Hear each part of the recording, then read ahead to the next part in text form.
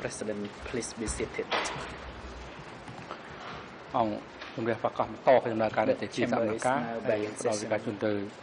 tại vì nhà rờ một thời tiết vì một to phát sang trong với đầu từ cuộc xã hội. To continue putting question to the witness. Merci beaucoup, Monsieur le Président. Thank you very much, Mr. President. Before I continue, I'd like to make sure, in terms of time, since it would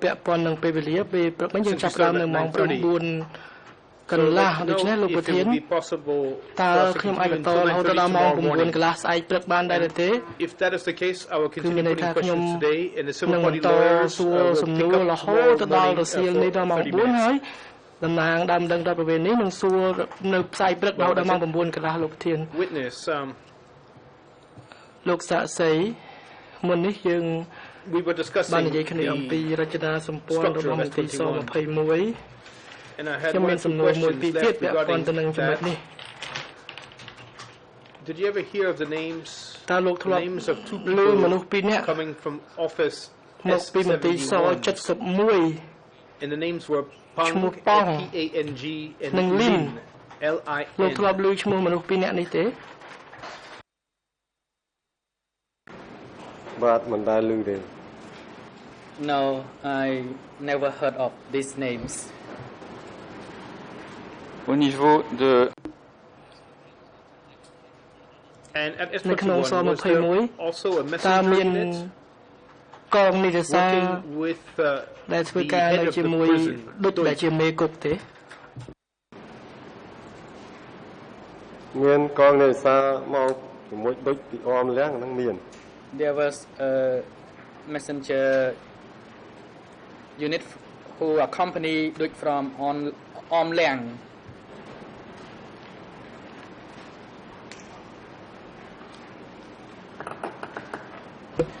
Est-ce que vous savez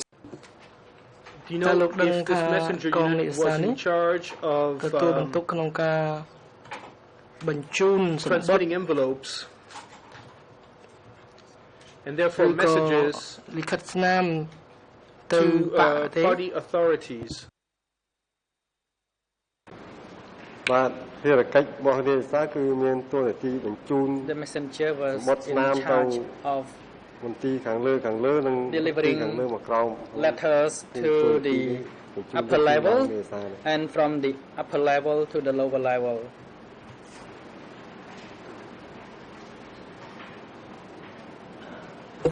Et tout à l'heure, and earlier you spoke about reports that were sent by Doik to brothers number 1 and 2. របាយការណ៍ដែលដូចបញ្ជូនទៅបងទី 1 និងបងទី 2 at S21 who were in charge of delivering these reports. តើលោកស្គាល់ឈ្មោះនិរសាណាដែលព្រមនាំរបាយការណ៍ពីដូចទៅឲ្យបងលេខ 1 បងលេខ 2 ទេ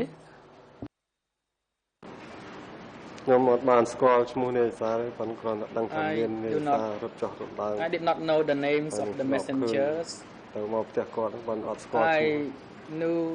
I just knew that there were messengers.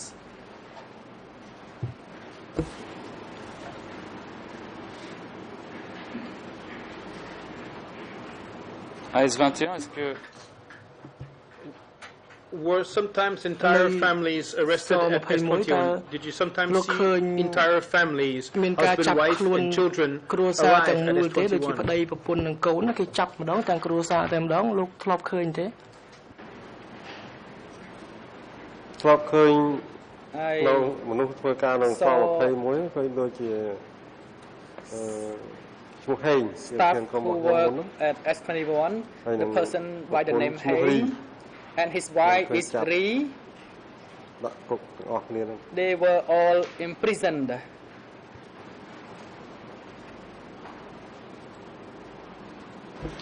en dehors du personnel de S21, aside from the S21 staff, ស21 លោកធ្លាប់ឃើញ coming from other places that are say from the មកពី zones, from the ភូមិភាគ ministries, ក្រសួងមន្ទីរ or from នានា the ឬក៏កង divisions, ពលនានា either because they were with their husbands or because they had been arrested as enemies. ដែលចោទថាជាខ្មាំងហើយមានមកទាំងប្តីទាំងកូនអីចឹងមានទេ ម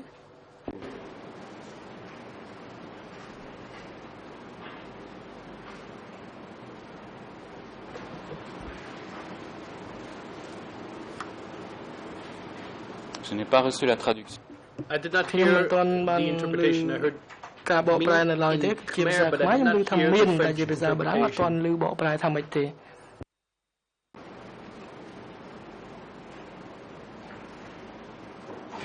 Est-ce que vous pourriez répéter votre réponse? សូមលោកឆ្លើយម្ដងទៀតលោកសាក់សីប៉ុណ្ណឹងស្ត្រីដែលខ្ញុំនិយាយអំបញ្ញមិញនេះថាមានការចាប់ខ្លួនស្ត្រីហ្នឹងមានការចាប់មកទាំងប្តីទេ បាទមានចាប់មកទាំងប្តីទាំងប្រពន្ធទាំងកូនមាន there were cases where prisoners were arrested and brought in along with their husband and wives and children.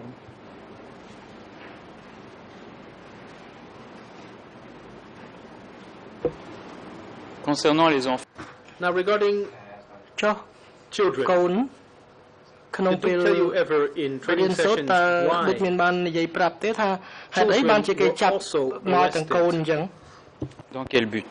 គេយកកូនយកក្មេងៗហ្នឹងយកមកធ្វើអីដែរ បាទចំណុចនេះខ្ញុំមិនអាចដឹងអស់ទេព្រោះយកមកទាំងប្តីទាំងប្រពន្ធទាំងកូន the details regarding this matter គាត់ឃើញយកមកទាំងប្តីទាំងប្រពន្ធទាំងកូន that the prisoners were brought in along with their spouse and children.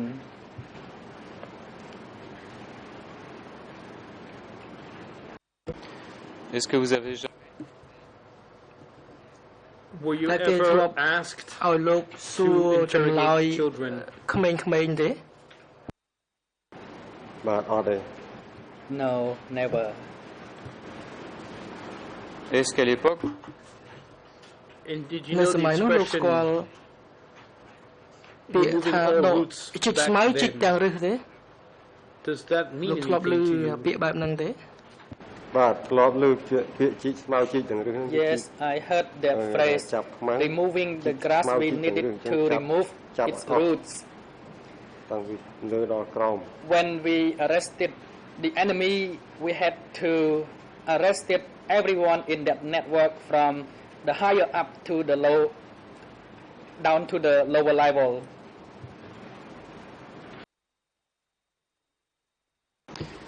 Est-ce que parmi les personnes appartenant and among the people who belong to the enemy networks were the spouses and children also included? អញ្ចឹងនេះមានតែគេចាប់ទុកអ្នកហ្នឹងជាខ្សែខ្មាំងដែរ បាទអានេះខ្ញុំមិនយល់ដល់នៃហ្នឹងទេព្រោះគេថាជីកទាំងរឹសគឺថាឲ្យតែពាក់ព័ន្ធជាមួយខ្មាំងគឺចាប់អស់បន្តប្រពន្ធតកូនមិនមានច្បាប់ណាវែងញែក related to the enemy would be arrested, whether those people who were related to the enemy were spouse or children.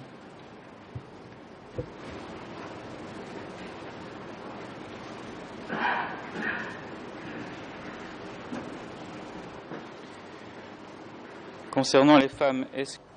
Now, regarding the women, did you sometimes interrogate any? Did your superiors ask you, or did your superiors assign one or two women with you to interrogate women? បាទធ្លាប់ Yes, I used to.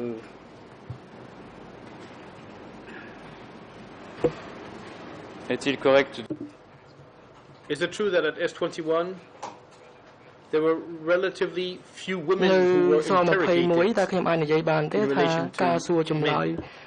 អ្នកទោសស្រីហ្នឹងគឺតិចតួចណាស់បើធៀបជាមួយនឹងអ្នកទោសប្រុសតើអញ្ចឹងមែនទេ បាទ Yes, that is correct.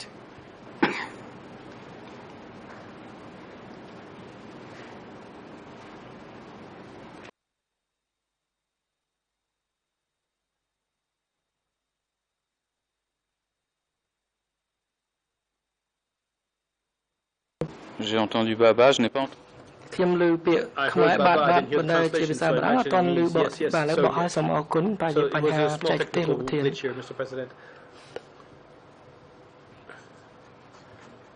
ក្នុងវគ្គរៀនសូត្រ sessions តើដូចមានធ្លាប់បានប្រាប់លោកថាត្រូវប្រើអំពើហិង្សាឬក៏ធ្វើទរណកម្មទៅលើស្ត្រី បើសិនបើស្ត្រីទាំងអស់ហ្នឹងមិនព្រមសារភាពដូចមានធ្លាប់ប្រាប់លោកបែបហ្នឹងទេ បាទ talking about torturing, regardless of whether the prisoners were men or women. As long as that prisoner refused to confess, we must use torture.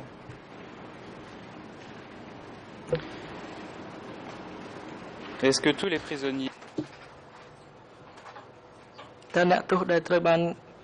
were all prisoners detained at 21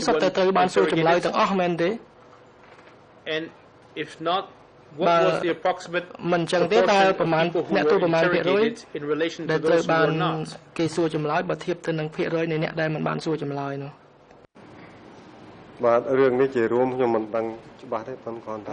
do not fully know about the details, but about 50 or 60% of the prisoners were interrogated.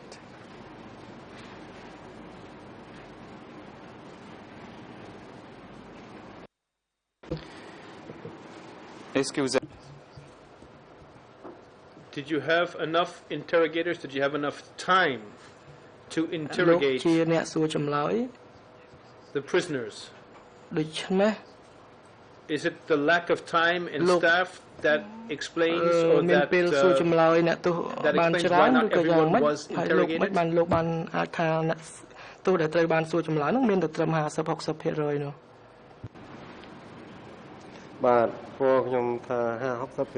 said that 50 or 60%, because initially we had many interrogators. Later on, interrogators were also arrested and executed, while the number of prisoners increased, but the number of interrogators decreased.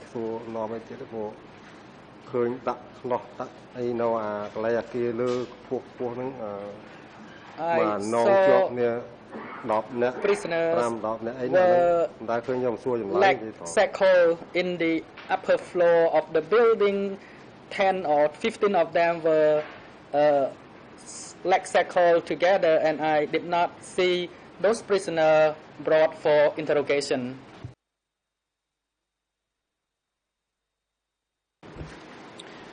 Donc vous nous dites qu'à un moment donné, so you're telling us that at one point in time there were fewer interrogators than prisoners, many fewer. Therefore, did you receive any orders to accelerate the confessions? And in particular, were you asked to change interrogation techniques to be more efficient, to go faster? The methods were to expedite the interrogation process were instructed to us, but in reality we could not do this because in some cases, for example, one prisoner in interrogation of one prisoner took up to 2 months. And we had to do many tasks, including we had to type the confession by ourselves. So it slowed the process.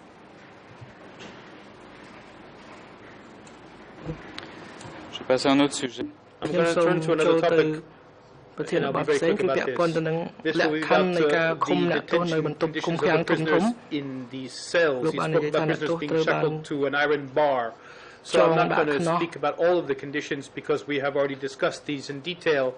In case 001, for example, you spoke about these conditions before the investigating judges, but I still do have a few questions. The prisoners you interrogated, were they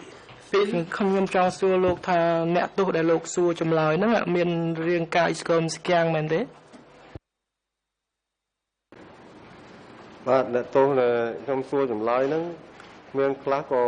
prisoners whom I interrogated, some of them were thin, some of them had physical injury because they did not receive enough food to eat while they were detained in the prison.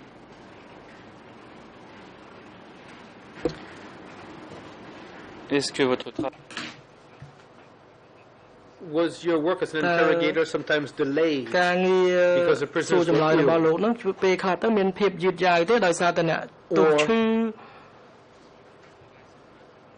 Was your work interrupted because prisoners died of illness in their cells?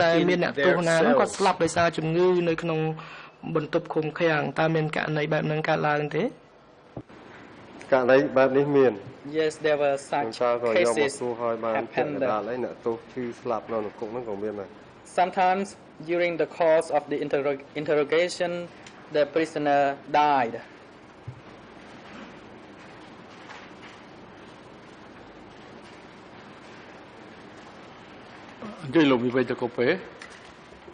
President, the floor is given to Council Victor Kope.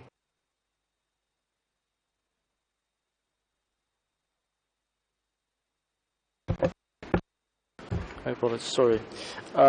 No objection, Mr. President, but an observation. បាទខ្ញុំមិនចំទងទេក៏ប៉ុន្តែខ្ញុំធ្វើការកត់សម្គាល់ 3 or 4 questions ago when he 3-4 សំណួរមុននោះគឺសហប្រញ្ញាចាប់ផ្ដើមសួរអំពីលក្ខខណ្ឌឋានភាពនៃការឃុំខ្លួនហើយសហប្រញ្ញាបានលើកឡើងទៅចំណុចនេះខ្ញុំនិយាយខ្លីនោះទេចំណុចហ្នឹងដោយសារតែយើងបានពិភាក្សាគ្នាទៅលើសំណុំរឿង001មួយរួចមកហើយក៏ប៉ុន្តែខ្ញុំសូមលើកជាយោបល់អ្វីដែលលើកឡើងគឺខ្ញុំជាមេធាវីការពារក្តីមិនដែលបានពិភាក្សាគ្នាទៅលើស្ថានភាពនៃការឃុំខ្លួននៅស-21នោះទេដូច្នេះដើម្បីជាបតិចរិតការលើកឡើងថាជាយោបល់របស់ខ្ញុំនេះបង្កើតជាបញ្ហាហើយនឹងវាមិនមែនជាអ្វីដែលកើតឡើងនៅក្នុងវគ្គជំនុំជម្រះពីដំបូងរហូតដល់ពេលនេះនោះទេសហប្រញ្ញាគឺគាត់មានឱកាសនៅក្នុងសំណុំរំរឿង001ស្ដាប់សម្ភារស្ដាប់ចម្លើយសាកសីរូបនេះកន្លងមកក៏ប៉ុន្តែចំពោះយើងខ្ញុំមិនមានឱកាសបែបនោះទេហើយប្រសិនបើយើងសួរតែចំណុចនេះបន្តិចបន្តួចហើយទៅតទៅមុខនោះគឺវានឹងបង្កើតជាបញ្ហាហើយចំពោះខ្ញុំគិតថាមេធាវីការពារក្តីគួរតែមានឱកាសក្នុងការលើកឡើងទៅលើបញ្ហានឹងបញ្ជាក់ឲ្យបានត្រឹមត្រូវហើយមេសហប្រញ្ញាគាត់លើកឡើងថាគាត់លើកឡើងចំណុចហ្នឹងតែបន្តិចទេបន្ទាប់មកគាត់នឹងបន្តទៅមុខទៀតក៏ប៉ុន្តែចំពោះបញ្ហាហ្នឹងគឺមានលក្ខណៈពិបាកណាស់ក្នុងការទទួលយកដោយសារតែយើងមិនមានឱកាសសាកសួរបញ្ហាហ្នឹងតាំងពីមុនមកលោកប្រធានខ្ញុំសូមឆ្លើយថតខ្ញុំមិនដឹងថាតើជាការកត់សម្គាល់ឬក៏ជាការជំទាស់ហើយបើជំទាស់សូមនិយាយខ្លីគាត់និយាយជាង5នាទីហើយក្នុងចំណុចនេះខ្ញុំមិនបានសង្កត់ធ្ងន់ទៅលើលក្ខខណ្ឌនៃការឃុំឃាំងទេហើយមេធាវីការពារក្តីមានឱកាសនៅទីនេះដែរអញ្ចឹងដល់វេនគាត់អាចសួរអំពីលក្ខខណ្ឌនៃការឃុំខ្លួននោះទៅSo I don't see why it was necessary to interrupt my examination at this moment. យើងយល់ថានៅក្នុងសំណុំរឿង001ពួកគាត់មិននៅទីនឹងទេអញ្ចឹងគាត់ចង់ដឹងអីគាត់សួរទៅនៅពេលដែលវេនដល់វេនគាត់ហ្នឹងគាត់ចង់ដឹងពីលក្ខខណ្ឌឃុំខ្លួនយ៉ាងម៉េចនៅស-21សួរទៅ Monsieur le témoin regarding លោកសាក់សីពាក់ព័ន្ធនឹងសំណួរចម្លើយចុងក្រោយអំបញ្ញមិញនេះលោកបាននិយាយថា certain prisoners had died in their cells, and you also said that some prisoners had died during the interrogations. ដូច្នេះខ្ញុំចង់សួរលោកថាលោកស្គាល់ឈ្មោះមិត្តត្រីទេគាត់ធ្វើការនៅផ្នែកពេទ្យនៅអង្គភាពពេទ្យនៅស-21បាទពេទ្យ3ខ្ញុំស្គាល់ជាប្រធានពេទ្យនៅតាមស-21 Medic 3 he was the chief of the medical unit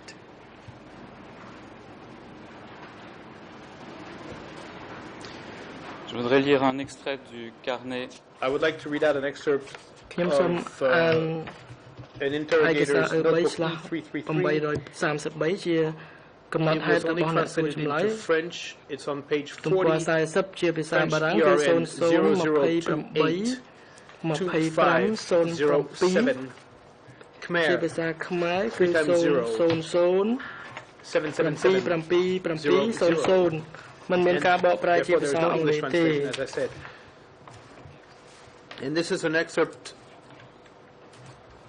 in which a criticism and self-criticism session is described, and I quote, commentary, TRY therefore, is afraid when enemies die massively. He's afraid of being arrested by Ankar. Right now, he is not in good spirits because too many people are dying. End of quote from translation. So, according to your recollection, were there periods during which there were epidemics, or people who would die massively because of illness? អ្នកទោសនោះគាត់ស្លាប់ជាបន្តបន្ទាប់គ្នាទេ បាទក្នុងហ្នឹងខ្ញុំមិនសូវដឹងច្បាស់ដែរទេរឿងនេះឈឺឆ្លងជំងឺអីនោះប៉ុន្តែគាត់ថាដឹងថារឿងអ្នកស្លាប់ did not know much about whether prisoners ខ្លះក៏ឈឺរ៉ាំរ៉ៃមកខ្លះក៏ឈឺស្លាប់ភ្លាមទៅដោយ receive epidemic, but there were cases where prisoners died one after another. There were prisoners died every day.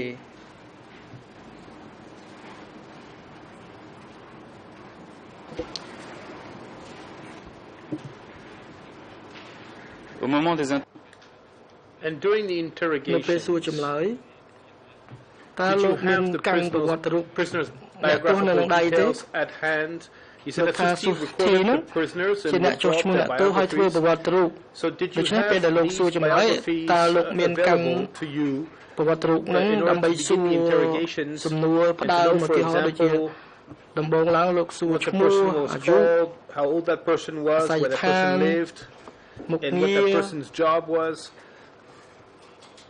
and how many children that person may have had, and the location as well as the arrest date. Did you have this data available?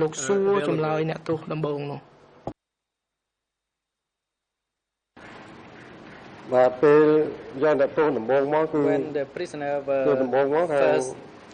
brought in for interrogation ចាន់ហ្នឹងគាត់សរសេរกระดาษឲ្យមកឈ្មោះអីចឹងទៅឈ្មោះអីចឹងទៅ the letters including the names, the age, នៅខេត្តណាឃុំណា and the provinces the prisoner came from, and he gave this to us.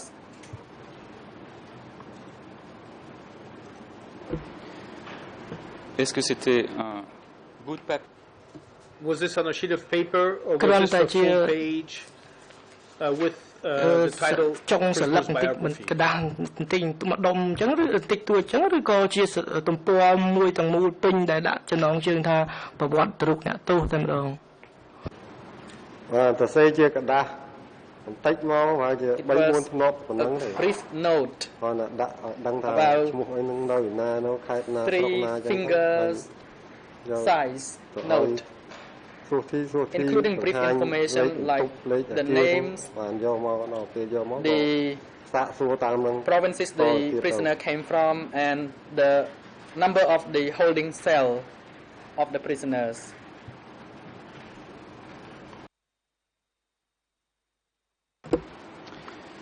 Merci. Thank you. Now another question regarding the interrogations. Did you usually interrogate the prisoners who were interrogated? បាទធម្មតាសួរចម្លើយកាលជាដំបូងខ្ញុំចូលរៀនដំបូងអាហ្នឹងគេឲ្យនៅ2នាក់ធ្លាប់ចាស់ក្រោយមកគឺម្នាក់តតួ when I just started the interrogation assignment, I was put with one senior or experienced interrogator, but later on, after I became experienced, I did it alone.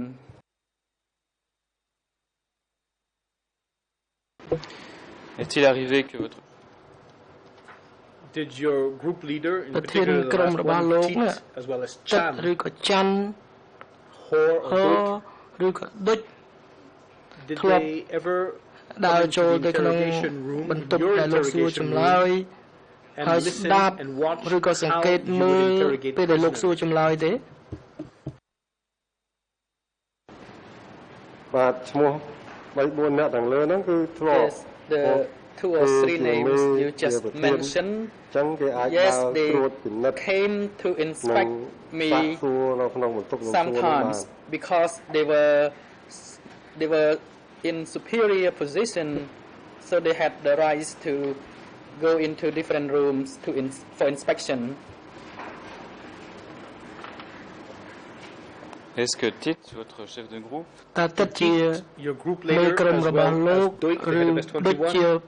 S21, មេ sometimes ស21នោះ questions to ធ្ the លាប់មក prisoners សួរ who ចម្លើយទៅ were កាន់អ្នកទោសដែលលោក interrogating. កំពុងតែសួរទេ ទឹកឬក៏ដូចហ្នឹងគឺ ទឹក ធ្លាប់ or ដូច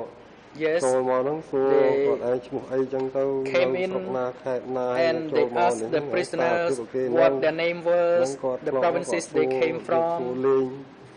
ហ្នឹងមាន Yes, there were occasions when they came in and asked questions. au début d'un នៅពេលចាប់ផ្ដើមសួរដំបូង Did you put តើលោកសួរ preliminary សំណួរ questions ប at the ឋម beginning សិន of an interrogation in ដើម្បី order to ធ្វើប្រវត្តិរូប understand ស briefly ង្ the ខេប prisoner's របស់ biography? អ្នកទោសឬក៏យ៉ាងម៉េច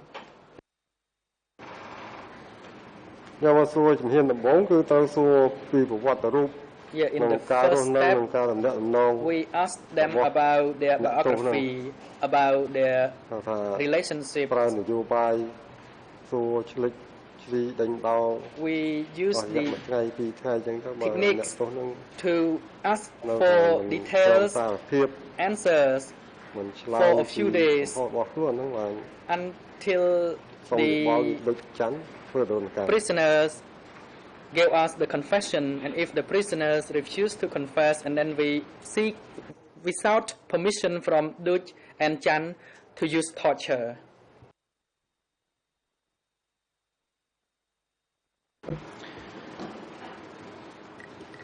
quels étaient les What were the Taka- exact objectives ofធ្វើទរណ using កម្មហ្នឹង torture? What was គេធ្វើ necessary ដើម្បី to គោលដៅអី obtain? នៅពេលដែលគេធ្វើទរណកម្មទៅលើអ្នកទោសណាម្នាក់ហ្នឹងតើគោលដៅគេចង់បានអី ការធ្វើទរណកម្មទៅលើអ្នកទោសគោលដៅគឺចង់បានចម្លើយ The សារភាព objective was to obtain the confession.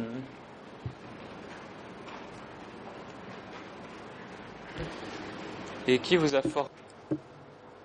And who trained you?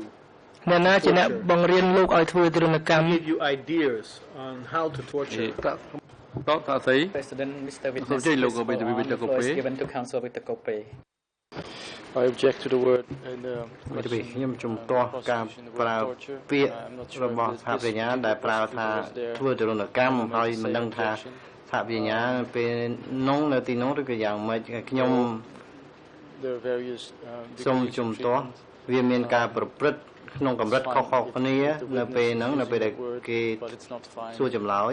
If ហើយសាក់សី prosecution បាន doesn't ប្រើ know ប្រាស់ the legal ពាក្យ distinction between various forms ត្រឹម of ត្រូវ treatment, torture, ហើយខ្ញុំមិនដឹងថាតើព្រះអញ្ញាគាត់មានការយល់ដឹងត្រឹមត្រូវដែរទេចំពោះពាក្យថាទម្រង់នៃការធ្វើបាបផ្សេងដូចជាការធ្វើទរណកម្មនិងការប្រព្រឹត្តក្នុងទម្រង់នានាខុសៗគ្នានោះទៅតាមន័យច្បាប់ Council, first of all, it struck me that yesterday, after we have made a ruling, you yourself used the word torture frequently. បាទ This is just as aside. ជាទូទៅយើងប្រើពាក្យទរណកម្មនេះជាញឹកញាប់ហើយសាក់សីគឺគាត់ប្រើពាក្យថាធ្វើទរណកម្មដែរ Obviously ask him what he means by torture. លោកអាចសួរ The witness. ថាតើគាត់មានន័យយ៉ាងម៉េចនៅពេលដែលគាត់ធ្វើការនិយាយលើកឡើងអំពីទរណកម្មនោះយើងមិនមែនបង្ខំឲ្យសាក់សី aware that I use the word ប្រើពា torture ក្យនោះ in ទេ relation to various មេធាវី treatment ខ្ញុំ interrogation. មិនបានប្រើប្រាស់ពាក្យទរណកម្មទេនៅពេលដែលយើងនិយាយអំពីការប្រព្រឹត្តការពីម្សិលមិញនោះ If the Khmer word ហើយខ្ញុំមិនមានបញ្ហាអ្វីនោះទេប្រសិនបើ equivalent of ពាក្យ torture is used, ខ្មែរគាត់ប្រើទរណកម្មហ្នឹងវាមានន័យដូចនឹងពាក្យថា torture with ភាសាអង់គ្លេស legal distinction, ហើយយើងនៅទីនេះគឺយើងដោះស្រាយទៅលើភាពខុសគ្នាផ្នែកផ្លូវច្បាប់ agreed that នៃខុសគ្នាផ្នែកផ្លូវច្បាប់លោកស្រីចៅក្រមលោកស្រីឯកភាពជាមួយនឹងសហព្រះអញ្ញា specific treatment ដែលថាការប្រព្រឹត្តមួយចំនួននោះ គឺដោយយើងឯកភាពអញ្ចឹងគឺថាសាក្សីបានប្រើប្រាស់នៅពាក្យថាប្រព្រឹត្តមួយចំនួនទៅលើអ្នកទោសក៏ប៉ុន្តែយើងគួរតែប្រុងប្រយ័ត្ននៅពេលដែលយើងប្រើពាក្យទរណកម្មចៅក្រមខ្ញុំសូមបញ្ជាក់កាលពីម្សិលមិញថាបញ្ញាគាត់បានសង្ខេបរួមនៅពេលទៅលើពាក្យទរណកម្មហើយសាក្សីនេះគឺគាត់ប្រើពាក្យទរណកម្មអញ្ចឹងស្ថានភាពពីរហ្នឹងខុសគ្នាមេធាវីការពារក្តីត្រឹមត្រូវហើយក៏ប៉ុន្តែចំពោះខ្ញុំអត់មានការបែងចែកទេនៅក្នុងភាសាខ្មែរពាក្យនោះប្រើតែមួយតាមផ្លូវច្បាប់ភាសាអង់គ្លេសគឺថាមានប្រភេទខុសៗគ្នាទៅលើការប្រព្រឹត្តឧទាហរណ៍ថាការបន្ថយភាពមនុស្សធម៌របស់មនុស្សហើយនឹងទម្រង់នៃការប្រើប្រាស់ពាក្យផ្សេងៗទៀតហើយចំពោះភាសាខ្មែរខ្ញុំមិនដឹងថាតើគាត់មានពាក្យណាទូទៅឬមានពាក្យខុសៗគ្នាដែរទេនៅពេលដែលយើងប្រើប្រាស់ពាក្យថាទរណកម្មជាមួយនឹងទម្រង់នៃការធ្វើបាបផ្សេងៗនោះជាក់ស្ដែងខ្ញុំមិនមែនជាអ្នកជំនាញភាសាវិទ្យាខាងខ្មែរនោះទេភាសាខ្មែរនោះទេ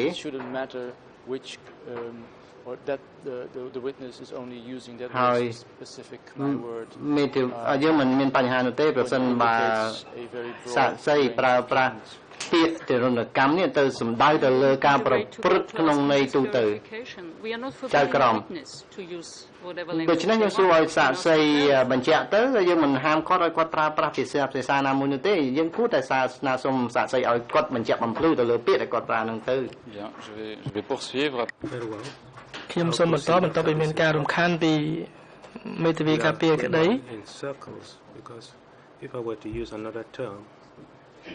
ខ្ញុំគិតថានិយមន័យច្បាប់នោះវាត្រឹមត្រូវទៅនឹងអ្វីដែលមេធាវីការពារក្តីបានបញ្ជាក់កាលពីម្សិលមិញហើយវាត្រូវតែមានការពិភាក្សាគ្នាឲ្យបានស៊ីជម្រៅទៅលើពាក្យហ្នឹងក៏ប៉ុន្តែបើខ្ញុំប្រើពាក្យផ្សេងហ្នឹងក៏គេបកប្រែទៅជាទរណកម្មដដែលហ្នឹងអញ្ចឹងសាក្សីក៏គាត់នៅតែឆ្លើយហើយគាត់នៅប្រើពាក្យទរណកម្មអញ្ចឹងយើងមានអង្គជំនុំជម្រះដែលសុទ្ធតែជាអ្នកអាចារ្យក្រមអាជីពដូច្នេះចៅក្រមអាចកំណត់នៅនិយមន័យច្បាប់នៃពាក្យទរណកម្មនេះបានដូច្នេះដើម្បីបញ្ចប់ហ្នឹងគឺថាត្រូវតែមានការសម្រេចឲ្យបានច្បាស់លោកប្រធានអនុញ្ញាតនេះខ្ញុំផ្ដល់ឧទាហរណ៍មួយសាក្សីបាន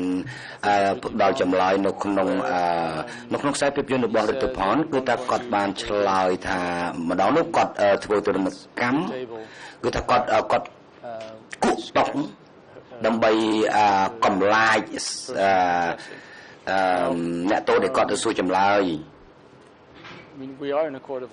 ឥឡូវនេះយើងនៅចំពោះមុខតុលាការប្រហែលជាចំណុចនេះគាត់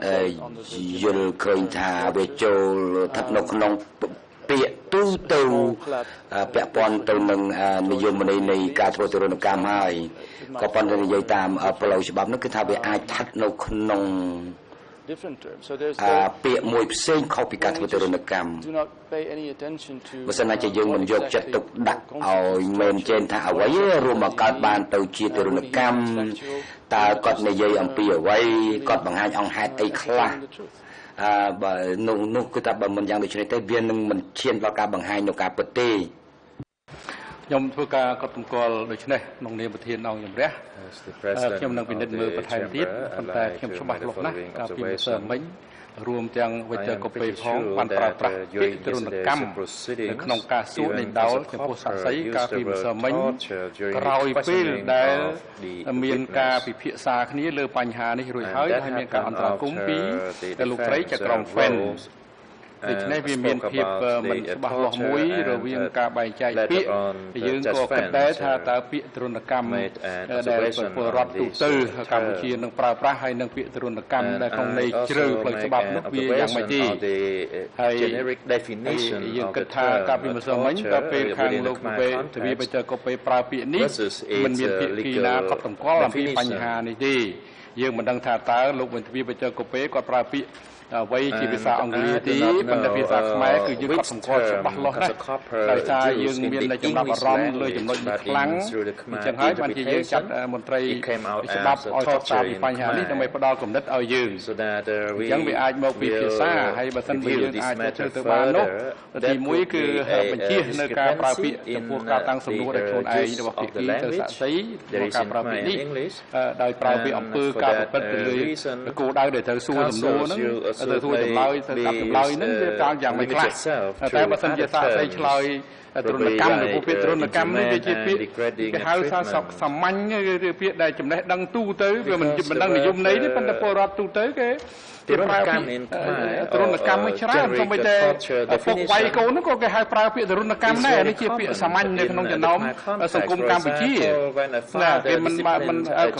ធ្វើទរណកម្មអីនេះកម្រប្រើពាក្យណា We also use the same word ទរណកម្ម ដូច្នេះវាមានបញ្ហារវាងនិយមន័យនិងការប្រើប្រាស់ពាក្យជាវប្បធម៌របស់សង្គមកម្ពុជានេះយើងនឹងធ្វើការអត់សម្គាល់ពីបញ្ហានេះហើយយើងនឹងពិនិត្យតទៅទៀតហើយចំពោះទីបើសិនបើជាបាននោះគឺថាយើងគួរតែប្រើពាក្យផ្សេងទៀតដូចជាការប្រព្រឹត្តយ៉ាងមុនដូចនៅក្នុងអំឡុងពេលសាកសួរសាកសីអីចឹងទៅអានឹងសួរជនរងគ្រោះអានឹងខ្ញុំគិតថាវាជាការបញ្ជាបានឬក៏កាត់បន្ថយនៅភាពតឹងតែងនៅក្នុងការប្រើពាក្យដែលមានភាពមិនយល់ដឹងមិនស្របគ្នាលើបញ្ហានេះនៅក្នុងការសួរនេះដល់ពាក់ព័ន្ធនឹងអង្គហេតុនេះសូមជួយ You may continue, Deputy Co-Prosecutor.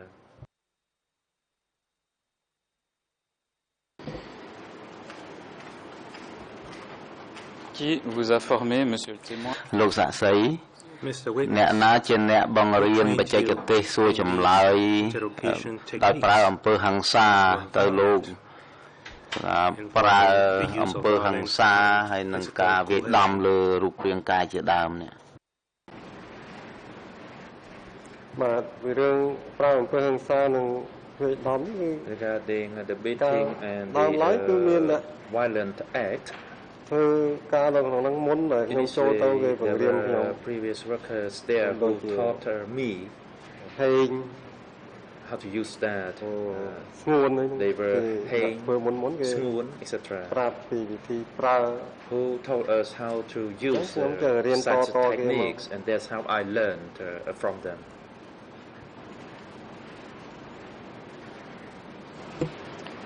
Est-ce que Deutsch lui-même a suggéré តើដូចផ្ទាល់ធ្លាប់បានបង្រៀនបច្ចេកទេសសួរចម្លើយអ្នកទោសដែលតម្រូវឲ្យមានប្រើអំពើហិង្សាដែរទេចំពោះដូចក៏ធ្លាប់បង្រៀនជាទូទៅដែរដូចហៅបុគ្គលិកទៅក្នុងសាលានយោបាយហ្នឹងបង្រៀនជាទូទៅហ្នឹងគឺប្រើពីវិធីធ្វើបាបអ្នកទោស the techniques to mistreat prisoners and not to make it severe so that they died and the confession cut off. And he provided successive trainings on this matter. And the method of waterboarding was also taught by him. How prisoners had to be forced to eat feces and to drink urine. They were all taught by Dutch.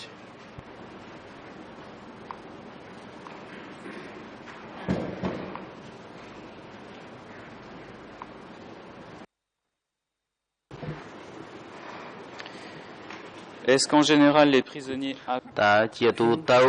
អ្នកទោសសារភាពដោយធម្មជាតិដោយមិនបាច់ដោយប្រើតែវិធីសាស្ត្រ slot វិធីសាស្ត្រត្រជាក់ឬក៏តលតែអ្នកសួរចម្លើយនឹងប្រើបច្ចេកទេសដែលដូចឬក៏មេផ្សេងទៀតរបស់លោកបង្រៀនលោកដែលប្រាប់ឲ្យលោកប្រើអំពើហិង្សាទើបអ្នកទោសនោះឆ្លើយសារភាពឬក៏យ៉ាងម៉េចតើវាជាញឹកញាប់ដែរឬទេអ្នកទោសនោះគាត់សារភាពយ៉ាងស្រួលដោយមិនចាំបាច់ប្រើអំពើហិង្សាទេករណីហ្នឹងមានញឹកញាប់ទេក្នុងករណីប្រើមិនប្រើអំពើហិង្សាទៅលើអ្នកទោស in instances where a non-violent act was applied, prisoners actually confess. Sometimes we had to appeal to the prisoners to confess, and sometimes that was successful. And in other instances, violent act or mistreatment or beating had to be implemented so that the prisoners would confess.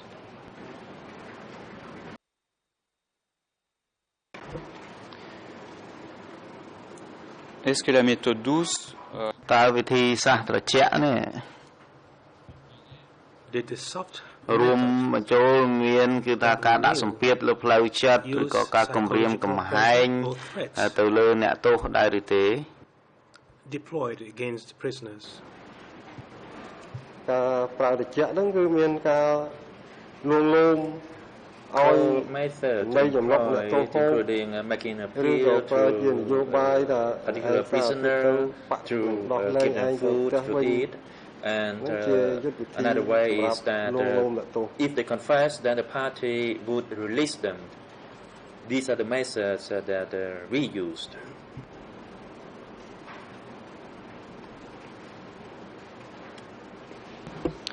Je vais revenir là-dessus, mais ខ្ញុំនឹងត្រឡប់មកនិយាយពីចំណុចនេះនៅពេលក្រោយក៏ប៉ុន្តែមុននឹងបន្តិចលោកបាននិយាយនៅក្នុងកំណត់ហេតុស្ដាប់ចម្លើយរបស់លោកគឺឯកសារ 3/51-56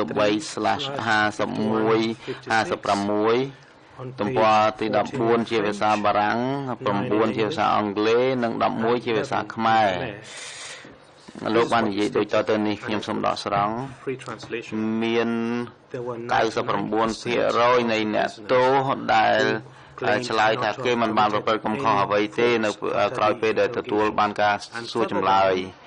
ហើយហួសនោះបន្តិចលោកនិយាយថាជាទូទៅពេលយើងសួរពួកគាត់ឆ្លើយថាគាត់គ្មានកំហុសអីទេក៏ប៉ុន្តែជាទូទៅចម្លើយសារភាពដែលយើងបានទទួលពីគាត់នោះគឺបង្ហាញថាគាត់មិនមានកំហុសការដែលគេនាំយកអ្នកទោសទាំងអស់នោះមកកន្លែងយើងនោះគឺបង្ហាញយ៉ាងច្បាស់ហើយថាពួកគេមានកំហុសមានពិរុទ្ធភាពអញ្ចឹងលោកនិយាយថានៅករណី 99% ទៅហើយនៃអ្នកទោសនោះដែលឆ្លើយថាខ្លួនគេមិនមានកំហុសអ្វីទេអញ្ចឹងលោកមានការអធិប្បាយអីទេមានប្រតិកម្មអីទៅនឹងចម្លើយដែលលោកបានឆ្លើយនឹងទេ ខ្ញុំសូមជំទាស់ទៅនឹងសំណួរនេះលោកប្រធានលោកសាក់សីបានឆ្លើយពាក់ព័ន្ធទៅនឹងការសួរចម្លើយប្រហែលជា40នាក់ដែលគាត់ធ្លាប់បានសួរ 50% នៃចំនួនអ្នកទោសដែលគាត់សួរបើសិនណាជាខ្ញុំមិនដឹងថាចំនួននោះវាសុក្រិតអត់ទេក៏ប៉ុន្តែតាមរឿងរ៉ាវដែលអ៊ីសាអ៊ូស្មានក៏ព្រៀបរាប់នោះគឺថាសូមគាត់អត់ដល់ទស្សនៈរួមតែម្ដងថាតើអ្នកស៊ើបអង្កេតទាំងអស់ហ្នឹងជារួមហ្នឹងគេចុងក្រោយហ្នឹងគេចង់បានលទ្ធផលអី Monsieur le Président មកលោកប្រធានខ្ញុំសូមឆ្លើយតបទៅលោកមេធាវីកូពេ First of all បាទជាបឋមខ្ញុំមិនបាននិយាយថាមានចម្លើយសារភាពចំនួន 50 នោះទេប្រហែលលោកអ៊ូស្មានទេបាននិយាយអញ្ចឹងតែប្រភពព័ត៌មានរបស់សាក់សីនេះគឺអាចចេញមកពី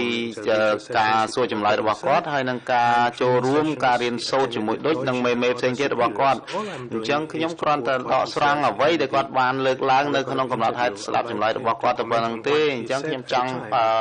សួរគាត់ឲ្យគាត់មានប្រតិកម្មទៅលើអ្វីដែលគាត់បានលើកឡើងថា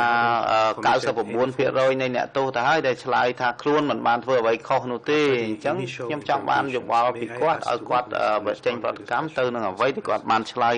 ថាកាលនោះថា 99% ឆ្លើយថាខ្លួនគ្មានកំហុសទេបាទសម្រាប់បដិសេធនឹងក្តីជំទាស់របស់ by the defense counsel for Nuntia as a corporate is ហើយទំនួលនេះគឺមានមូលដ្ឋានគ្រប់គ្រាន់សមស្របដែលអាចសួរសាក់សីបានហើយអង្គជំរះ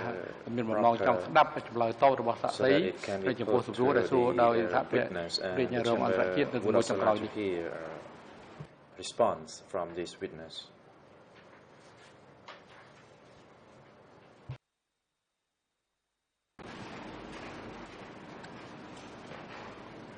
បាទរឿងសំណួរអំបញ្ញមិញគឺrespond to the last question about the មិនទទួលកំហុសមិនសារភាពអានោះជារឿងពិតហើយជាទូទៅជាជំហានដំបូងគឺ that is correct នៅតែប្រកែកនៅថាមិនទទួលខ្លួនជាសារភាពទេខ្លះទូទៅក៏ acknowledge their wrongdoings or they did not confess វិធីតិចខ្លះក៏សារភាពទៅមិនមែនថាសួងមកម៉ាត់ពីម៉ាត់ឆ្លើយសារភាពទេ would confess upon the deployment of a poll method but others did not so we had to resort to other method រនកម្មវាយ or that they had to be tortured or they had to be beaten ក៏មិនព្រមសារភាពទល់ or that then we had to use a plastic bag to suffocate them so that they confessedមិនថា99% 100% ថាអត់ and I can also say that 100% of them that did not answer at the first go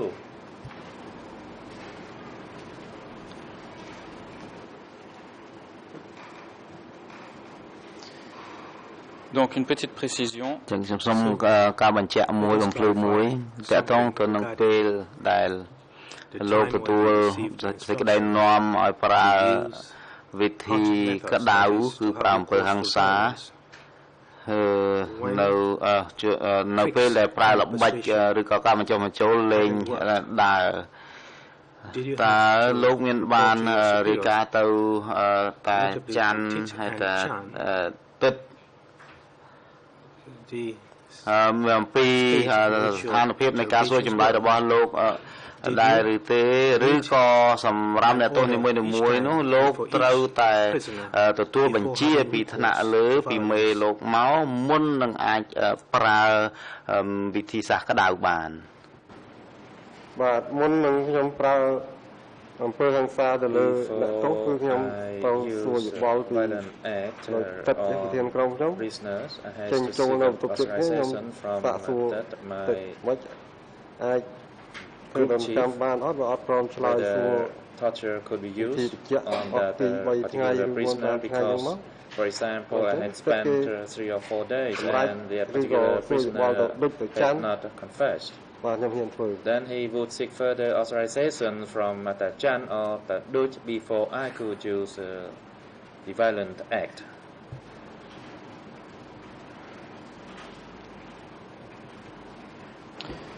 Est-ce que chaque interrogateur avait le តើអ្នកសួរចម្លើយម្នាក់នឹងមានសិទ្ធិអភិវឌ្ឍបង្កើតវិធីសាស្ត្រសួរចម្លើយរបស់ខ្លួននៅក្នុងករណីដែលខ្លួនមិនអាចមិនបង្កឲ្យអ្នកទោសស្លាប់ដែរឬទេមានសិទ្ធិតែសកម្មភាពណាដែលតូចទេWe only had authority for small acts, for example, to pull hair from their leg, but for more serious acts, permission had to be sought.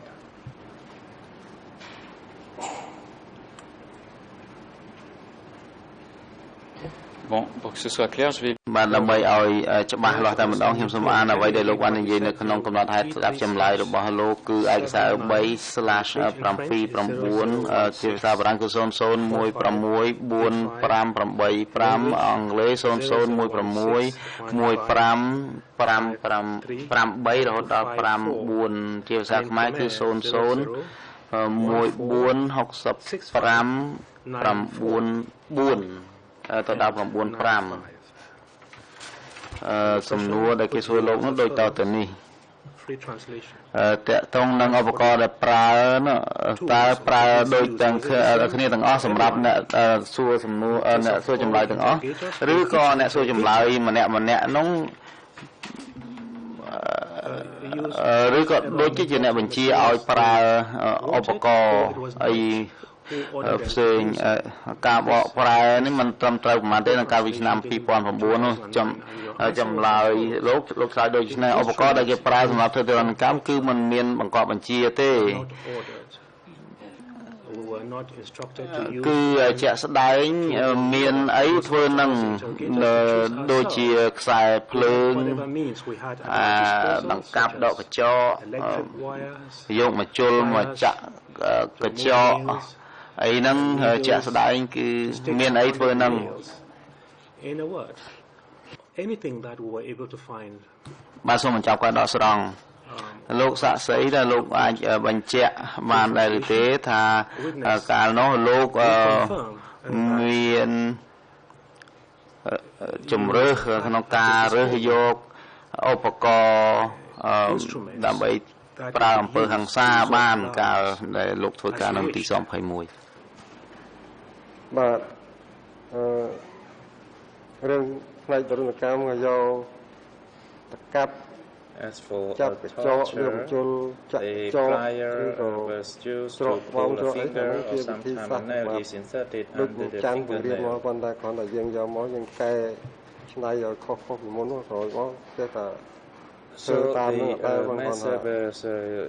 previously employed by the Chan, but later on we modified the method a little bit. So once a prisoner was inflicted upon with those torturing instruments, they usually confessed. But sometimes we had to modify the method a little bit in order for the prisoner to confess. For example, we use a nails to pinch or to insert under the fingernail, and when it became swollen, the prisoner it was painful for the prisoner, and he confessed.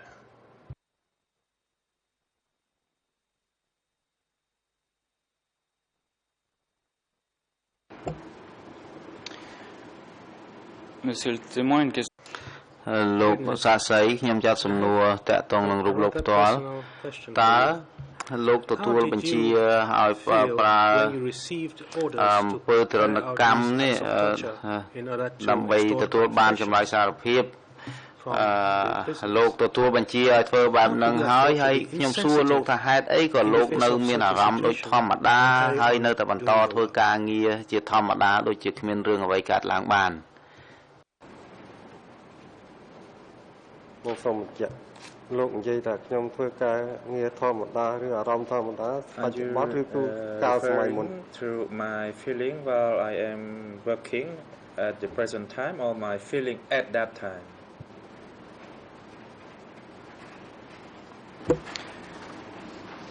des sentiments que vous éprouviez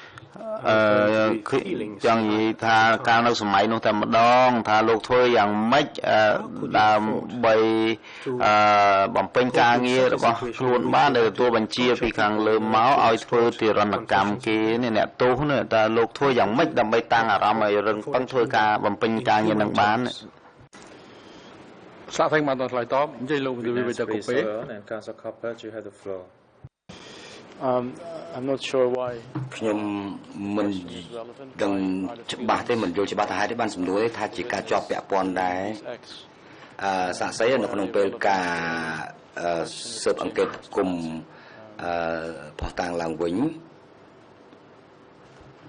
I'm sure the witness didn't like doing it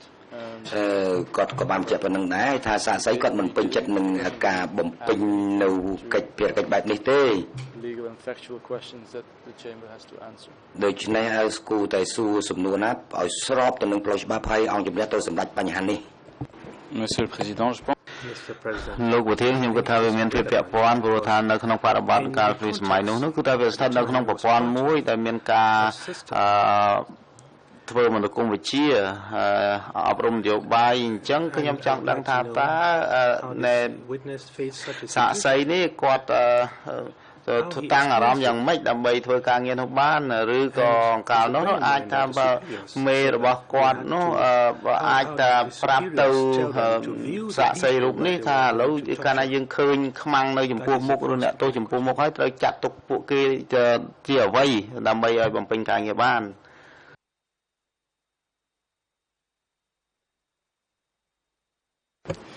Maybe not a very relevant response. ប្រហែលជាការឆ្លើយតបនេះគឺថាមិនជាប់ពាក់ព័ន្ធទេលោកប្រធានយើងមានបេក្ខជនប្រធានាធិបតីនៅសហរដ្ឋអាមេរិកយើងមានគំនិតយោបល់ឆ្លើយពាក់ព័ន្ធទៅនឹងបេក្ខជនប្រធានាធិបតីអាមេរិកបានប៉ុន្តែតើសាសេនេះគាត់មានអារម្មណ៍យ៉ាងម៉េចដែរពាក់ព័ន្ធទៅនឹងឆន្ទៈរបស់គាត់ក្នុងការសម្ដែងការពិតនោះ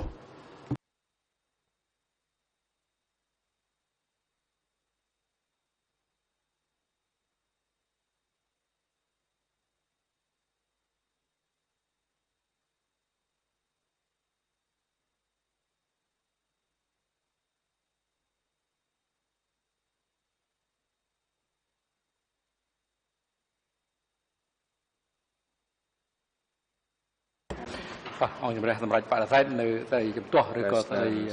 សង្កេតមិនមែននេះយើងភាសាខ្មែរដូចជាមិនមានពាក្យជំទាស់ទេហើយនេះគឺអាចសួរបានយើងមើលវាជាមានហេតុផលពាក់ព័ន្ធផ្ទាល់ទៅនឹង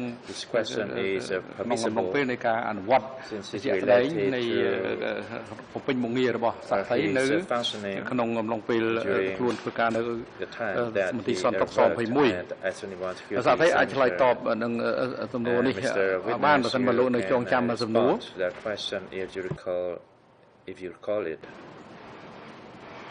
បាទសំណួរនេះគឺខ្ញុំកាលនោះពេលគេដាក់ផែនការនឹងឲ្យធ្វើទរណកម្មអ្វីមួយក៏ដោយក៏មានការផិតភ័យទៅព្រោះអារម្មណ៍ខ្ញុំមានការផិតភ័យរហូតដូចវាទាំងយប់ទាំងថ្ងៃព្រោះមិនមែនគ្មានអារម្មណ៍គិតគូរកាលហ្នឹងគឺឃើញគេធ្វើទរណកម្មគេដាក់ផែនការឲ្យធ្វើគឺក្នុងចិត្តមួយគឺថាតាំងចិត្តធ្វើឲ្យត្រូវតាមការណែនាំរបស់គេប៉ុន្តែក្នុងចិត្តមួយធ្វើដឹងថាខុសដឹងថាមិនចំ the order on the other hand ទំនៀមទម្លាប់ពីបុរាណមកមិនដែលឃើញណាយកមនុស្សយកមកធ្វើអញ្ចឹងយកមកធ្វើបាបអញ្ចឹងយកមកវាយអញ្ចឹងខ្ញុំមិនដែលធ្វើប៉ុន្តែដល់ពេលជួបខ្ញុំថាដោយអារម្មណ៍ពីរអញ្ចឹងអារម្មណ៍មួយគឺចង់ធ្វើឲ្យដើម្បីបានរស់បានសុខខ្លួនអារម្មណ៍មួយទៀតគឺយប់ឡើងដេកភ័យដេកលឹក that I hate at the time គិតធ្វើម៉េចឲ្យបានសុខបាន and at night time I was thinking of how I could survive tomorrow នឹករឿងហ្នឹងសពថ្ងៃមកទល់ឥឡូវហ្នឹងក៏នៅដេកភ័យដែរនឹកឃើញតែរឿងដែលធ្លាប់ភ័យហ្នឹងគឺ present time មកនឹកឥឡូវហ្នឹងក៏រឿងរន្ធត់ at the time my body still trembles ក៏អារម្មណ៍ភ័យ because of the constant fear in my feeling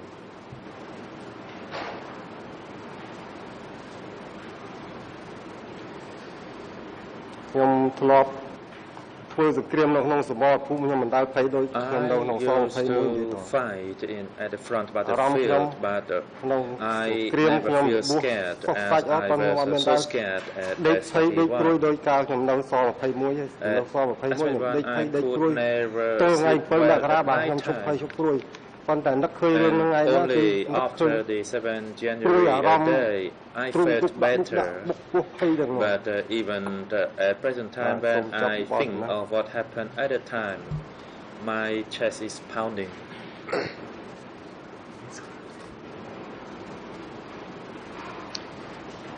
Je suis désolé de devoir vous poser I apologize for having ខ្ញុំសោកស្ដាយណាស់ដែលខ្ញុំត្រូវសួរសំណួរលោកមួយចំនួនទៀតតាក់ទងនឹងអ្វីដែលបានកើតឡើងនៅសម័យនោះនៅពេលដែលដូចហើយនឹងមេរបស់លោកផ្សេងទៀតនិយាយពីអ្នកទោសកាលនោះតើពួកគាត់ប្រើពាក្យអ្នកទោសឬក៏ប្រើពាក្យខ្មាំងបាទពាក្យជាទូទៅគឺប្រើខ្មាំង generally ប្រើអ្នកទោសទេប៉ុន្តែថាដើម្បីដែលខ្ញុំនិយាយទៅពាក្យខ្មាំងដូចជាធ្ងន់ពេកអញ្ចឹងខ្ញុំប្រើជាអ្នកទោស the term enemy has a more severe connotation than prisoners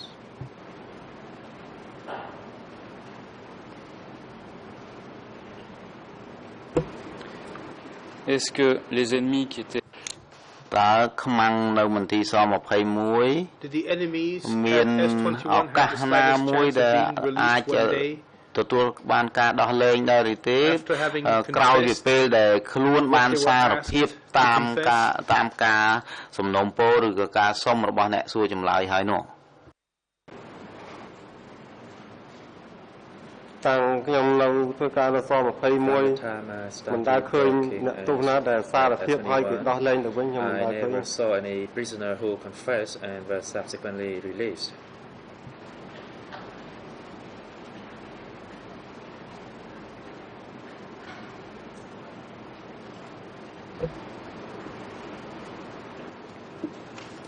Les ennemis entre ខ្មាំងដែលបានចូលមកមន្ទីរស21ក្រោមមូលដ្ឋាននៃការចាប់ខ្លួនហើយនោះតើដូចធ្លាប់បាននិយាយប្រាប់ដែរទេថាអង្គការអាចភ័ន្តច្រឡំដែរដែលចាប់អ្នកទាំងអស់នោះមកមន្ទីរស21ដូចធ្លាប់និយាយអញ្ចឹងដែរទេបាទពាក្យនេះខ្ញុំអត់ដែលឮថាភ័ន្តច្រឡំទេI never heard the word making mistake in arresting the prisoners. They never use that.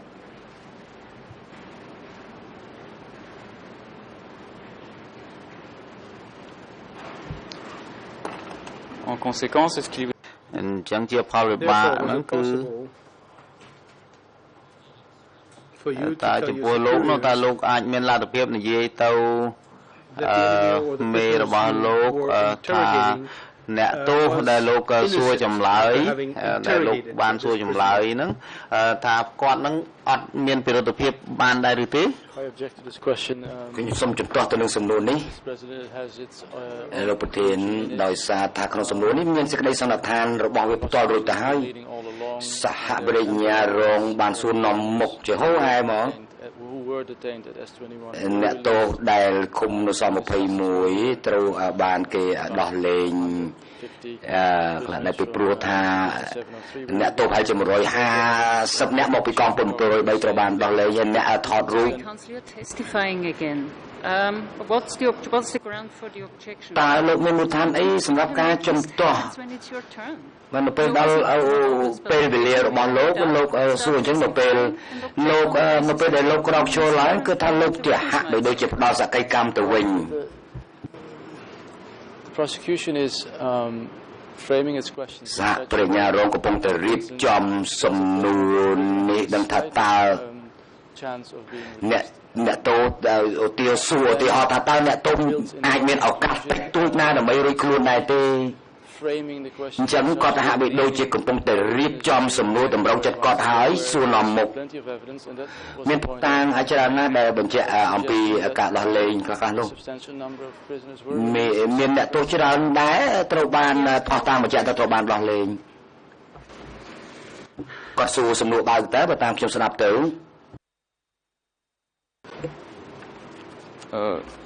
Merci. បាទសូមអរគុណខ្ញុំចោទសំណួរនេះម្ដងទៀតហើយខ្ញុំឆ្លៀតឱកាសនេះដើម្បីកត់សម្គាល់ថាយើងមិនយល់ស្របជាមួយនឹងសេចក្តីសន្និដ្ឋានដែលថាមានដោះលែងពីមន្ទីរស21ទៅព្រៃសរទេលោកសាក់សីខ្ញុំចង់សួរលោកថាតើក្រោយពេលដែលលោកសួរចម្លើយអ្នកទោសហើយនោះតើមាន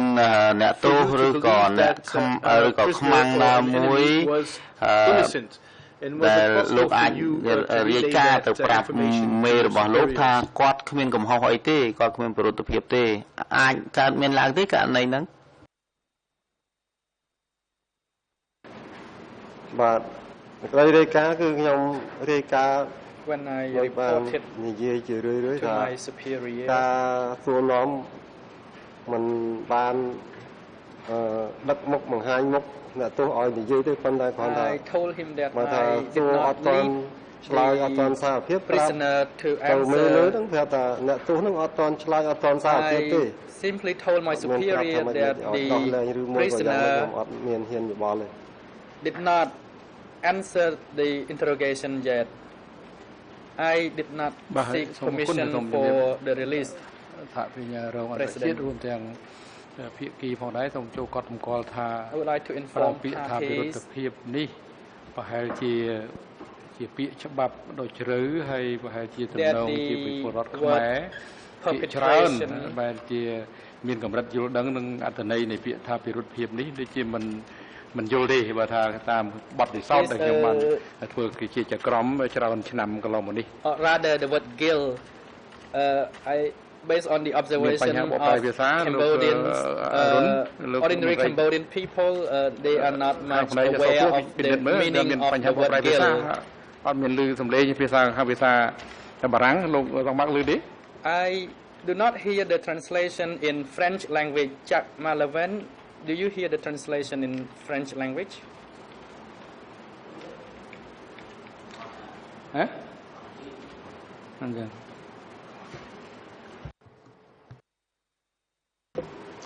Ce n'est pas grave, j'ai cru qu'on...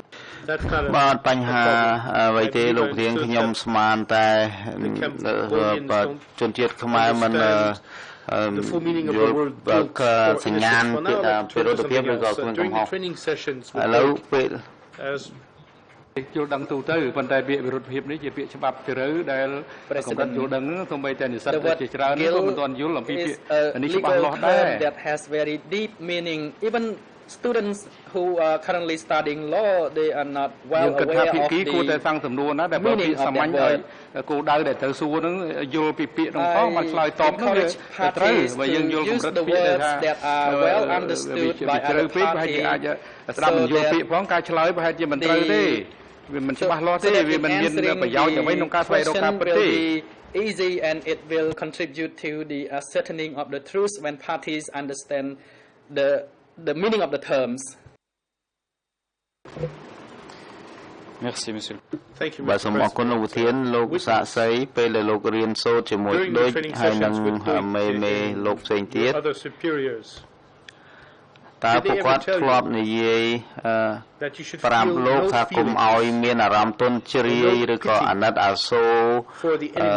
ខ្មាំងដែលលោកសួរចម្លើយដែរឬទេ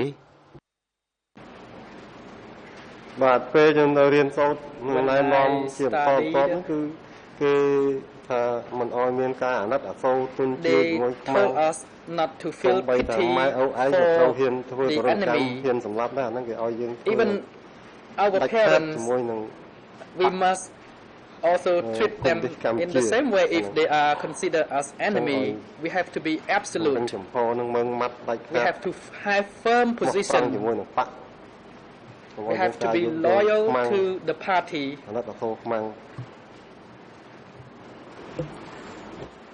បាទឥឡូវនេះដល់ពេលសម្រាប់ហើយអរគុណសម្រាប់កម្មវិធីនេះទៅរហូតដល់ម៉ោង 3 សូមអញ្ជើញចូលវិញដើម្បីបន្តដំណើរការសមការមន្ត្រីរដ្ឋបាលតុលាការរួមរកកន្លែងសម្រាប់នៅទូរកម្មនិវត្តសាស្ត្រី waiting room reserved for the witness នឹងអញ្ជើញគាត់មកកាន់កន្លែងរួមទាំងមេធាវីប្រឹក្សា bring him back along with his duty counsel into the courtroom at 3 o'clock the court is now in recess សូមអញ្ជើញក្រោកឈរ